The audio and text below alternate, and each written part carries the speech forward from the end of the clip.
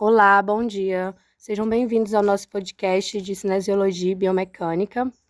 Meu nome é Rafa Santos, eu sou estudante de Educação Física e para-atleta de VAA.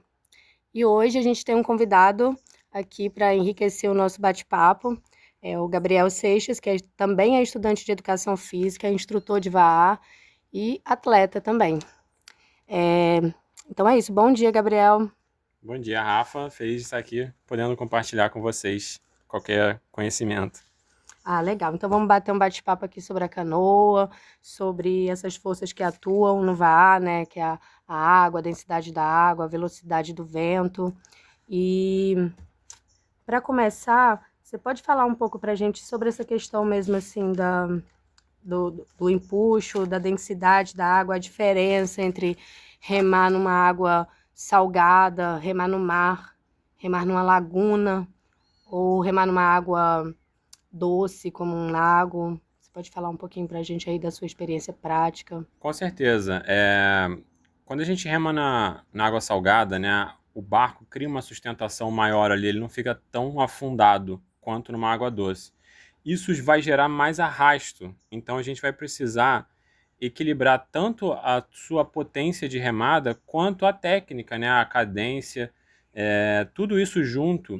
A gente tem que adaptar a nossa remada para diferentes tipos de água e de condições do mar também, né? Tanto o vento quanto corrente. Na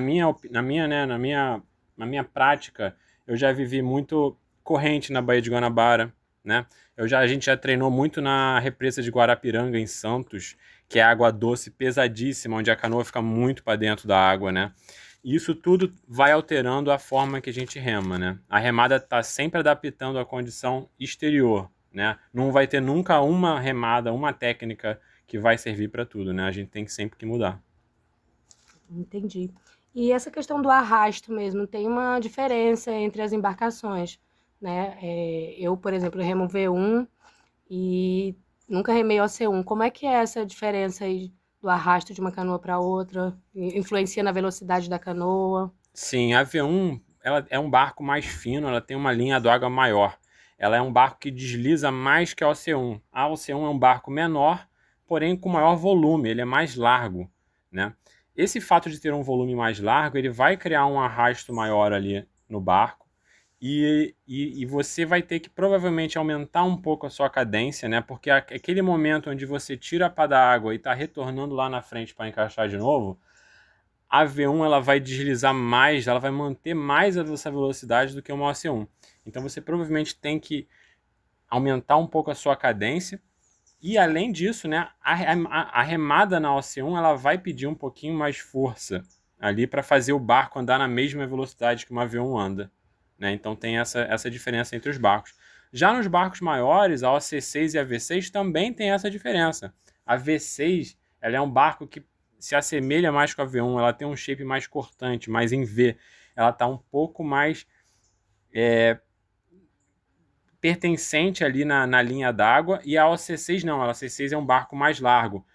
Por sua vez, a OC6 tem mais manobra em momentos de ondulação e tudo mais. Já a V6 ela é um barco mais difícil, por exemplo, de você fazer uma curva 180, de você manobrar ela no surf.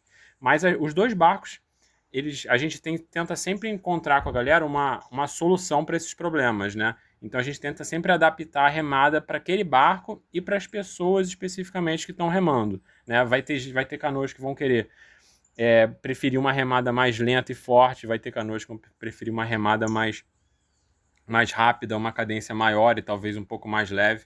Isso tudo a gente vai adaptando conforme tanto o barco, a condição do mar e o equipamento que a gente está usando, né? Sim.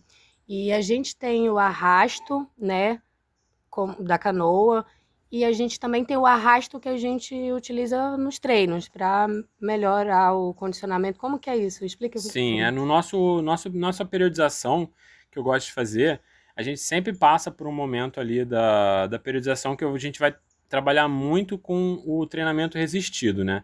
Seja ele começando, né? Se a gente está falando de uma canoa individual, eu gosto de começar a introduzir isso com um simples cabo. E a bitola do cabo, né? A grossura dele vai dizer o quão mais difícil fica, né? Se você pegar um cabo fino e amarrar ali na sua canoa, em qualquer ponto, eu gosto de amarrar aqui perto do centro da gravidade do barco.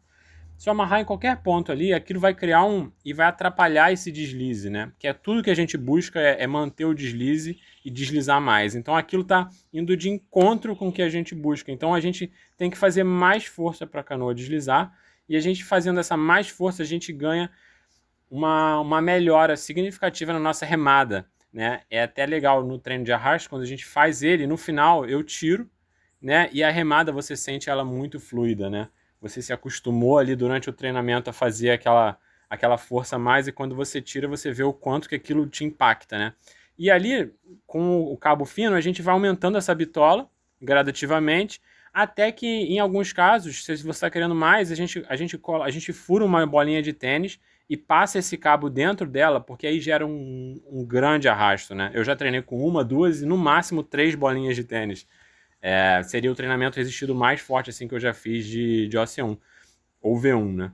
E isso tem um impacto muito grande na sua pressão de remada. E como a gente está sempre buscando pressão e deslize, isso vai impactar na sua performance diretamente, né? Você fazer essa etapa na periodização.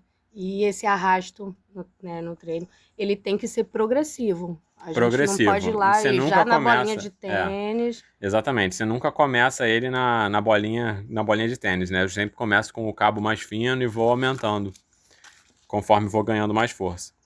E vamos falar um pouquinho do vento também, porque o vento influencia muito na remada, né? Sim, Tanto a velocidade quanto a direção. Como é que sim. é isso? O vento ele afeta muito, né? Porque ele afeta o seu rumo, né? O barco, a maioria dos barcos que a gente tem aqui na AV1, a OC6, a V6, são barcos que não têm um leme, né? Então você faz você dá o rumo do barco com o seu próprio remo, né? Então o efeito do vento, ele vai tanto mudar o seu rumo quanto te empurrar para frente ou te frear, né? Se tá vindo contra.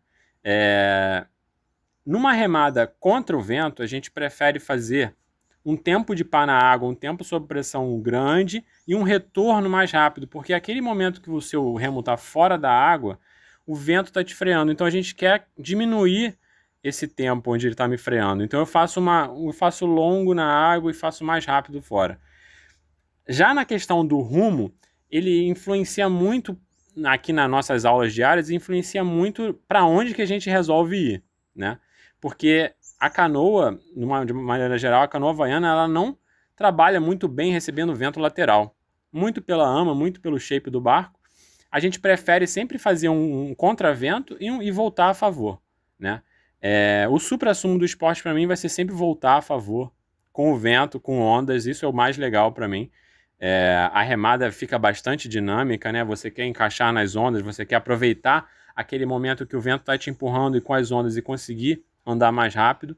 Mas em questão de competição, eu foco muito em me expor aos mais diferentes